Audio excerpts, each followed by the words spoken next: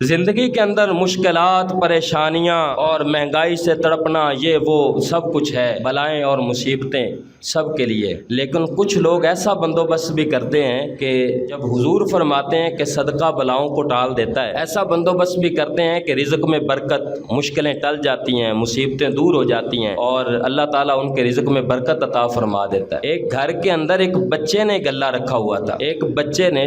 ہماری مسجد کا کام ہو رہا ہے، ہم نے مدرسے میں اس کے ساتھ ساتھ رہائشی بچوں کا انتظام کیا، ان کے کھانے کا بندوبست چل رہا ہے، 1.5 لاکھ روپیہ ماہانہ اس پر خرچہ آ رہا ہے، گندم کے علاوہ 33 بچے جو ہیں ان کے کھانے کا بندوبست ہے، 3 ٹائم ان کو الحمدللہ تازہ اور بہترین کھانا ان کو دیا جاتا ہے۔ تو ایک بچے کو یہ شوق ہوا، اس نے آ کر یہ بتایا، اس نے کہا کہ میں نے اس دن سے ایک غلہ رکھا اور اس میں اپنے خرچے سے روزانہ حصہ نکال کر میں اس میں ڈالتا رہا، یہ 1300 روپیہ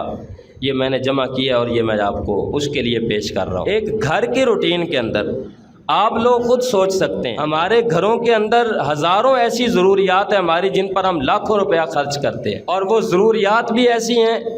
ان میں سے کئی ایسی ضروریات ہیں جو ہم نے جان بوجھ کر بنائی ہوئی ہیں، وہ کوئی ضرورت بنتی بھی نہیں، اور ہمارے بچوں کے لیے وہ بگاڑ کا سبب ہے۔ موبائل ہیں، بچوں کو دے دینے ہیں اور بچوں نے اس پر مختلف قسم کی چیزیں چلانی ہیں۔ بہانہ تو یہی ہوتا ہے کہ وہ ان کو جی یہ سکھا رہے ہیں، وہ سکھا رہے ہیں، لیکن سنتے وہ سارا کچھ ہی ہیں، اور اس پر پیکج لگا کے دینا،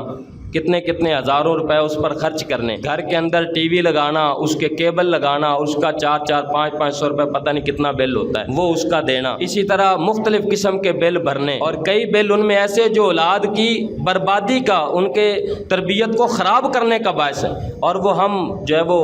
خوشی سے لگا رہے ہیں، ان کے پیسے وہ دیے جا رہے ہیں۔ مسجد کے اندر آپ آتے ہیں،